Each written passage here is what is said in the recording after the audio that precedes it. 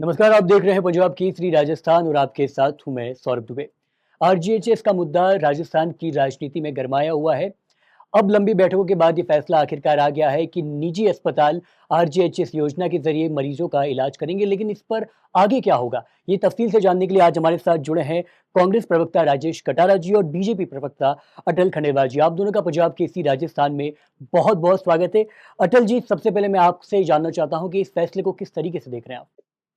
देखिए बहुत ही ये फैसला है और क्योंकि आरजीएचएस के अंदर बहुत एक पुराना बहुत सारा बकाया राशि इकट्ठी हो गई थी, उसका आकलन किया जाना था और उसी के तहत जो कुछ निजी सेक्टर्स हैं, निजी अस्पताल हैं, उन्होंने इसको करने की कोशिश किया है। इस तरह की बात की कैशलेस सुविधा नहीं दी जाएगी, लेकिन फिर इनके प्रतिनिधियों के साथ बैठे हमारे चिकित्सा जो डिपार्टमेंट्स हैं उनके व्यक्ति मंत्री के सहयोगी ये सब बैठे और इन्होंने बहुत अच्छे से उनकी बातों को सुना, समझा और निराकरण किया। जो समस्या आ रही थी ना, वो बेसिकली भुगतान को लेकर के समस्या आ रही थी, उसका निराकरण किया और हमने कहा कि भी 31 जुलाई 2025 तक जितना भी पेंडेंसी है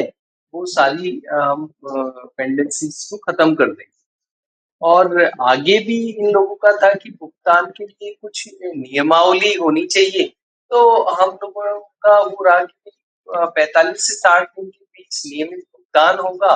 उसके लिए एक एसओपी हम लोगों ने पहल की कि भी एसओपी बनाएंगे और समय समय पे जो जो भी इस आरजीएचएस से संबंधित हितकारी लोग हैं, उन लोगों से परामर्श फीडबैक लेकर के और उस पॉलिसी में जो भी सुधार होगा वो करते रहेंगे और ये अनवरत ये सुविधा बेहतर बनती रहे। और जो गड़बड़ी या डेटा संबंधित गड़बड़ियां करते थे या ऐसे अस्पताल जो एनएबीएल से नहीं लिंक रहे और इसके साथ अटैच हो गए थे, उन सबको आइडेंटिफाई करके उन पे भी कड़ाई से नियमों का पालन कराया जाएगा। अटल जी, ऐसा है। एक बिंदु ये भी है कहानी का कि जो भुगतान में देरी होती है, इस वजह से निजी अस्पताल इसको लेके सहमत नहीं थे। इसके लेकर कई सारी गहमा-गहमी भी उपलब्ध थी। तो आपको इसके नहीं लगता कि इस हाँ, तरीके की सरकारी लापरवाही से आम मरीजों को भुगतना पड़ता है? नहीं ये देखिए ये लापरवाहियां जब भी पॉलिसीज में गैप होगा ना तो ऐसा होगा। अब कांग्रेस काल के अंदर देखो बहुत सारे इस तरह की एकदम आनन फानन में बहुत सारे पैकेजेस और बहुत सारे जो हॉस्पिटल्स है उनके साथ कोलैबोरेशन कर लिए गए। उनका जो उनकी जो व्यवस्था थी कि भी एनएबीएल सर्टिफाइड नहीं थे या उनको जो रिक्वायर्ड सर्टिफिकेशंस चाहिए थे वो नहीं थे या जिस बीमारी के लिए वो मरीज आया है उससे संबंधित उसने जो बिल्स सबमिट किए हैं उसमें कुछ इश्यूज थे। ऐसे बिल्स को रोका गया था, सरकार द्वारा भी रोका गया। ऐसे हॉस्पिटल्स को भी आइडेंटिफाई करने की हमारी मंशा थी कि जिससे कि लोगों का जो पैसा है, सरकार के पास जो पैसा होता है, वित्त होता है, वो किसका होता है? लोगों का होता है। वो वित्त है वो प्रॉपरली उसका यूटिलाइजेशन हो, वो गलत हाथों में ना जाए और लोगों को जो सुविधाएं हैं वो मिल सके, बेहतर तरीके से मिल सके। ठीक है। राजेश जी हमारे साथ मौजूद है, कांग्रेस का प्रतिनिधित्व कर रहे हैं, प्रवक्ता हैं। उनसे ये पूछना चाहिए कि क्या राजेश जी आपको भी ऐसा लगता है कि कांग्रेस सत्ता में जब थी, कांग्रेस के कार्यकाल में जो आनन-फानन में बिल बनाए गए थे, उसके तहत भुगतान में देरी की गई थी? देखिए सौरभ जी, आज 1.5 साल जो सरकार को हुए, इनकी जिम्मेदारी बनती है। उस समय आनंद फानन में कुछ नहीं हुआ था, सारा सुचारू रूप से चल रहा था। इनको जब याद आई, बीजेपी सरकार को जब याद आई, जब आप देखो आरएएचए कोई अस्पतालों की यूनियन है, उन्होंने 15 जुलाई को एक विज्ञप्ति जारी की, विज्ञप्ति निकली थी। उसमें कहा कि हम इलाज बंद कर रहे हैं। इलाज बंद करने की जब इनको धमकी दी गई, आप देखिए कितनी लोगों की हिम्मत बढ़ चुकी है। सरकार बिल्कुल कितनी लापरवाह हो गई। आज प्राइवेट हॉस्पिटल इस तरह की धमकियां दे रहे हैं कि हम इलाज बंद कर रहे हैं। अब 1.5 साल हो गए इनको, 1.5 साल में कोई रास्ता इनको निकालना चाहिए था। 7 महीने से पेमेंट बाकी पड़ा है। 7 महीने से क्या कर रहे थे लोग? कहाँ कर्मचारी इनके, कहाँ व्यवस्था है? अगर इस तरह की व्यवस्था होती तो इनको आनंद फानंद में ये सब कुछ नहीं, समझौता नहीं करना पड़ा था। 980 करोड़ रुपए करीब 701 अस्पताल है उनके बाकी चल रहे थे। अब हर महीना कर्मचारी के आप पैसे काटते हो वेतन में से, फिर हॉस्पिटलों को क्यों नहीं भुगतान हो रहा है? एक किसी चीज को बंद करना ही कोई समस्या का हल होता है? ये बंद करने के कगार पर आ गए सारे लोग, कर्मचारी कितने परेशान हो रहे हैं। बीच में आपने एक बार और सुना होगा, उस कर्मचारी को जिसको मेडिसिन देनी है उसको हॉस्पिटल में ही लाना पड़ेगा, उसका हॉस्पिटल के अंदर फोटो खींचा जाएगा। अब आप बताइए, कोई 75-80 साल का कोई गहन मरीज है, कोई विशेष मरीज है, वो कैसे हॉस्पिटल के अंदर आएगा? आप बताइए। कई तरह की खामियां हैं, उस पर सरकार को, और यही नहीं हर क्षेत्र में इस तरह की खामियां चल रही है, चाहे वो कहीं किसी भी क्षेत्र में ले लीजिए, चाहे आप बिजली विभाग में ले लीजिए, चाहे आप रोड रोड बन रहे हैं, रोड टूट रहे हैं, चाहे किसी डेवलपमेंट, हर जगह मतलब ये समीक्षा समीक्षा समीक्षा शब्द ये नया जो सुनने को मिल रहा है, वो ये पहली बार सुनने को मिल रहा है। तो जनता परेशान ना हो, इसलिए कोई चीज रोकने के बजाय पहले उस पर व्यवस्था करनी चाहिए। अटल जी, आपकी सरकार है दोनों जगह, आपको पहले ये चीज पर ध्यान रखना चाहिए कि जनता को इस तरह की पेपर के माध्यम से मालूम चले जनता कितनी परेशान हो जाती है, ठगा ठगा महसूस करती है। पैसे दे दिए कर्मचारियों ने, पैसे कट गए, इलाज के लिए वो दर दर भटके। अब समझौता हुआ है, परंतु समझौता कोई अभी इतना क्लियर नहीं हुआ, कोई बताया नहीं गया किन शर्तों पर समझौता हुआ है, क्या हुआ है, पैसा कब तक रिलीज हुआ, क्या वापस फिर वही स्थिति तो नहीं आ जाएगी, या सुचारू रूप से अच्छी तरह से जो पहले चल रही थी कांग्रेस शासन का उस ठीक है। तरीके से चलती राजीव जी, रहेगी। आपने जितना कुछ भी कहा है उसको एक संक्षिप्त और सवाल के ज़रिए मैं अटल जी के सामने पेश करना चाहता हूँ। अटल जी, आपने खुद सुना कि राजेश जी ने क्या-क्या बोला है, क्या-क्या आरोप लगाए हैं। लेकिन मेरा सवाल सिर्फ़ इतना सा है कि क्या ये जो सरकारी धमकियाँ सरकार को धमकियाँ दी जा रही है निजी अस्पताल द्वारा, चेतावनी बार-बार दी जा रही है, तो क्या इसका मतलब ये है कि सरकार को जगाने के लिए बार-बार इस तरह की चीज़ों की ज़रूरत है, इस तरह के आंदोलन, इस तरह के माहौल की ज़रूरत है? नहीं, देखिए, ऐसा नहीं है सौरभ जी। बेसिकली सरकार का हक होता है समीक्षा करना, और जो गैप्स है, जिसके जो पॉलिसी लेवल पे गैप्स हैं, वहां पर अगर लैप्सेस हो रहे हैं और कई तरीके के भ्रष्टाचार हैं, तो हमारी जिम्मेदारी बनती है उस तरीके के भ्रष्टाचार को रोकना। अब राजेश जी कह रहे थे कि क्या 80 साल के वृद्ध को वहां लाया जाएगा फिजिकली। अब मैं राजेश जी से कहना चाहता हूँ कि भारत है वो अब आईटी का युग वाला देश है, वो पूरे विश्व को सर्विस प्रोवाइड करता है। तो बहुत सारे ये टेक्निकल डिवाइसेस के थ्रू इस तरह की मॉनिटरिंग होती है, और जिससे कि ये सुनिश्चित किया जा सके कि जो दवा दी जा रही है, जो इलाज दिया जा रहा है, वो प्रॉपर उसी व्यक्ति को दिया जा रहा है ना। और ये सुनिश्चित करना ही चाहिए। बहुत बार ऐसे लैप्सेस आप ही के अखबारों में आपने देखा होगा, अखबार न्यूज चैनल बहुत सारों में आता है। और जहां तक राजेश जी कह रहे हैं कि भी इस तरह की विज्ञप्ति दी गई और लोगों में डर सा हो गया, नहीं। देखिए, वो उनका अपना अधिकार है कि निजी क्षेत्र किस तरीके से अपने आप को बोलते हैं कि भी क्या किया जाए, कैसे किया जाए। हमारी सरकार तो समीक्षा कर ही रही थी। हमें जो सही बिल है, जो सही भुगतान है, जिन जिन हॉस्पिटल को करना है, उसको हम करेंगे। और उसके लिए जो पैसों का जो हमारे पास जो भी सुविधा है, उसको भी ध्यान में रखना पड़ता है। हमें उनको भुगतान करना ही था। उसमें कोई हमने पहले भी किसी तरीके की कोई वो बात नहीं कही थी। सरकार हमारे यहाँ से चिकित्सा मंत्री जी और उन सब ने उनसे कहा कि सुचारू रूप से हो जाएगा। थोड़ा सा वक्त जो लग रहा है, वो देखिए आइडेंटिफाई ऑफ थिंग्स और जो पॉलिसी गैप्स है, एसओपी पहले क्यों नहीं बनाई गई। मैं आपसे इसी को बोलता हूँ कि आज तक ये एसओपी क्यों नहीं बनी, अभी क्यों ऐसी बात हुई कि एसओपी बन रही है। एसओपी की तो एक और बात है, उसके अलावा सौरभ जी कुछ जगह पर देखिए, एक जो कार्मिक है उसके माता पिता आएंगे या सास ससुर आएंगे, ये इस तरह की बात की भी वो फैमिली में कौन आएगा, उसके आश्रित कौन कौन होंगे, उसको किस तरीके से लिया जाए। ठीक है। इसके अलावा उनको कितनी आवश्यकता पड़ेगी पैसे की, जैसे 30,000 से हमने आउटडोर के लिए 50,000 तक की ठीक है। फैसिलिटी कर दी। अटल जी, माफ़ आफ्टर कीजिएगा, मैं आपको डेथ है रोक ना। रहा हूँ, लेकिन माफ़ कीजिएगा, मैं आपको रोक रहा हूँ, लेकिन जब आप अपने बयान दे रहे थे, तो इस वक़्त राजेश जी कुछ बोलना चाह रहे थे, लगातार वो मुस्कुरा भी रहे, हाथ भी खड़ा कर रहे हैं, तो उनसे जान लेते हैं कि क्या बोलना चाह रहे हैं? जी, राजीव जी। हाँ, हाँ, बिल्कुल, देखिए, बिल्कुल। अटल जी ने कहा कि बहुत सारी चीजें ऐसी हैं कि कम्युनिकेशन से उनको आइडेंटिफाई किया जा सकता है। वो बिल्कुल सही है, हम भी यही चाह रहे थे। पर उन्होंने ये कहा कि फिजिकली उस स्टॉप पे आना पड़ेगा मेडिसिन लेने के लिए। उस पेशेंट को वहां आना ही पड़ेगा, वहां स्टॉप पे इसकी फोटो खींचेगी। तो हम लोग इसी का विरोध कर रहे थे, भाई घर से भी दे सकता है। आज इतना बड़ा कम्युनिकेशन नहीं नहीं खड़ा हुआ है। नहीं तब राजेश जी, इस तरह का एसओपी जी में नहीं आएगा। नहीं आप नहीं, उसका बिल्कुल चिंता बिल्कुल मत बिल्कुल कीजिए, एसओपी में नहीं आएगा। जी बिल्कुल। उसके लिए ये बस बिल्कुल पहले यही था, उसको काफी विरोध हुआ, उसके बाद में फिर तो बाद में बंदी हो गई, एक तरह से कैश नहीं कर रहे, कभी कुछ, मतलब कंफ्यूज हो गए कर्मचारी बहुत बुरी तरह से। अब वो इधर उधर दर दर भटकने लग गए, उनको आप स्पष्टीकरण नहीं दे पा रहे, आज तक भी स्पष्टीकरण नहीं दे पाए। दूसरा आपने कहा कि ये निजी राय है, निजी हॉस्पिटल से, निजी हॉस्पिटल नहीं है, इनको भी सरकार का अनुदान की तरह से कई लोगों को जमीन आवंटित की है सरकार की कई तरह की छूट होती है हॉस्पिटल्स पे। हॉस्पिटल एक तरह से अर्ध सरकारी दायरे में ही आते हैं ये हॉस्पिटल।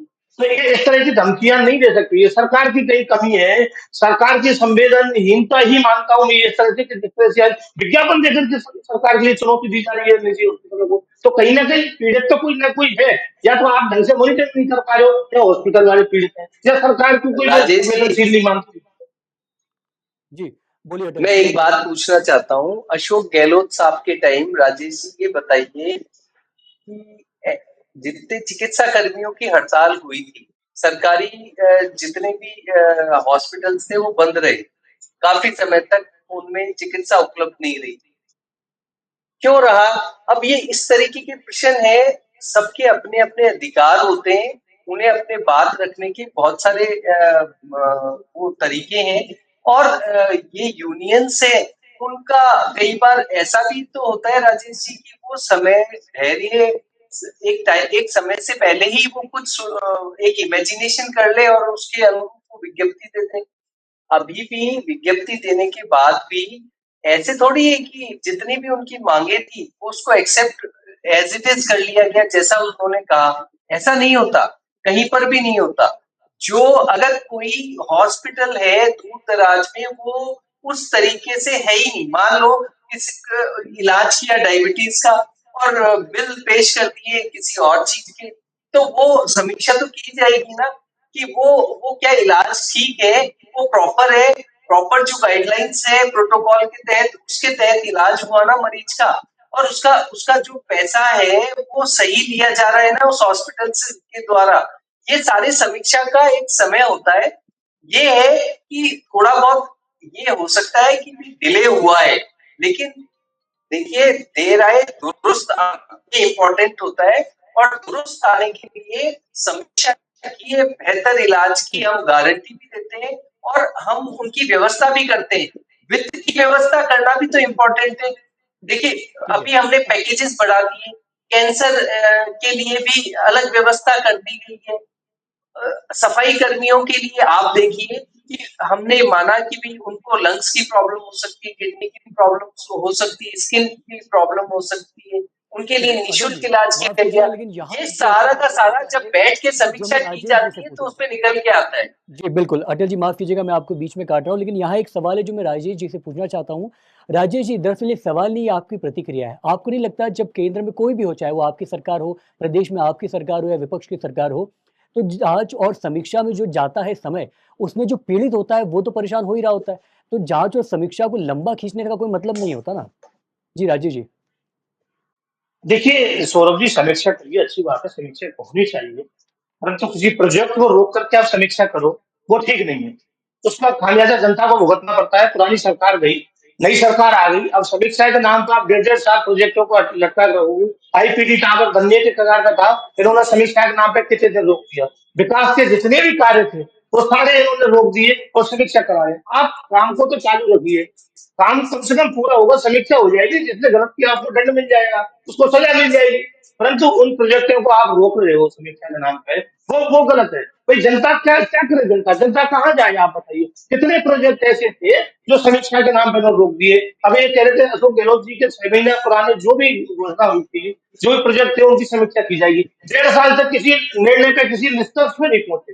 1.5 साल बाद में कल कोई कैबिनेट की बैठक हुई, कितने महीने बाद में कैबिनेट की बैठक हुई है, पहली बार देखा हो इतने दिन तक कैबिनेट की बैठक ही नहीं हुई।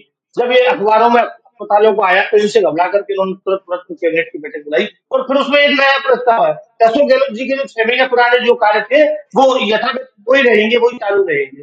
तो इतने दिन तक करना था तो क्यों इनको अटकाने की जरूरत थी। सारे प्रोजेक्ट अटके हुए पड़े, कहीं विकास कहीं हो नहीं रहा, जनता पूरी तरह से प्राणायाम प्राणायाम कर रही है। आप बताइए, तो ये जो परंपरा डाल रहे हो समीक्षा के नाम की, ये परंपरा मेरे हिसाब से सही नहीं है, जनता के लिए भी सही नहीं है। आप करिए, अच्छी बात है, विकास निरंतर चलने वाली प्रक्रिया है, वही सुधार आप अच्छी तरह करना चाहिए। भाई गहलोत जी ने आनंद फानंद किया, परंतु चलाया, इस तरह की कहीं कोई समस्या नहीं आई, पूरी सीट चली। चाहे वो जनता के लिए चिरंजीवी योजना हो, 25 लाख रुपए का इलाज हो, चाहे वो 100 यूनिट बिजली की फ्री की हो, चाहे वो आरजीएचएस योजना हो, सारी चीजें उन्होंने चलाई। आप समीक्षा करिए, उसमें सुधार करिए।